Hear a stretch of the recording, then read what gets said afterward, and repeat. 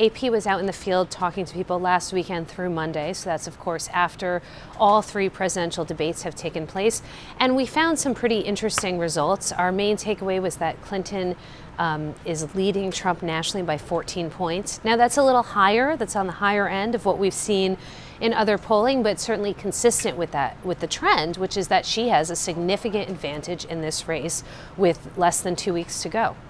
Yeah, the system is rigged. The best evidence that the system is rigged is the fact that Hillary Clinton, despite her many crimes, was even allowed to run for president in the first place.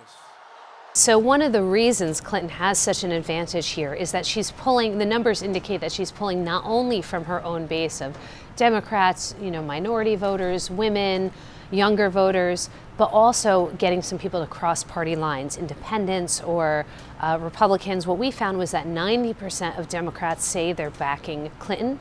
That's a fairly standard number in terms of partisan support for the candidate of that party. 79% of Republicans say they're backing Trump. That's pretty low. So clearly some of those people are either staying home or voting for a third party or voting for her. Any of those outcomes are good for Hillary Clinton. I really believe Americans are coming together at the end of this election, and not just Democrats, but Republicans and independents. And I want to thank all the Republicans and the independents who are here today, who are part of making our country better for everyone. So what's been striking about this election is how deeply unpopular both the candidates are, but in the race to the bottom, Hillary Clinton is doing slightly better. 46% of respondents in our poll had a favorable view of her. Only 34% of respondents had a favorable view of Trump. What's important about this number is that her favorability has actually improved. She's gone up a couple points since the last time we did this survey.